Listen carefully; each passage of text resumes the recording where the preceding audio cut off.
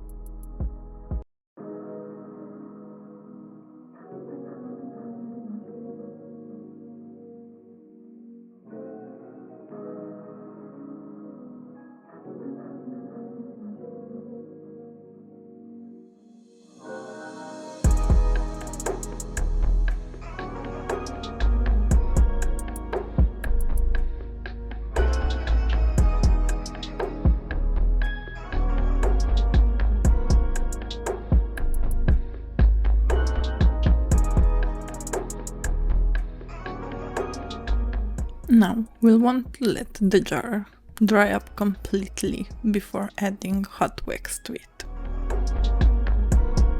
You want to make sure that you choose the correct sized wick. Different jars with different diameters are going to need different sized wicks.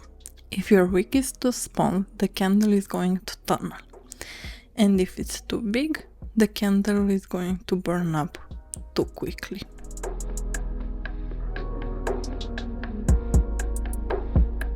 We're going to melt the wax using the double boiler method, as we don't want to burn it. Once the wax is completely melted, you can take it off the heat, and once it reaches between 75 and 79 degrees Celsius, you can add the fragrance. You want to make sure that you stir the fragrance for 2 minutes. After 2 minutes, and when the wax is between 70 and 75 degrees Celsius, you can pour it. I hope that you enjoyed today's video, and if you did, don't forget to subscribe if you haven't already, like the video, and maybe even leave a comment. See you on the next one. Bye!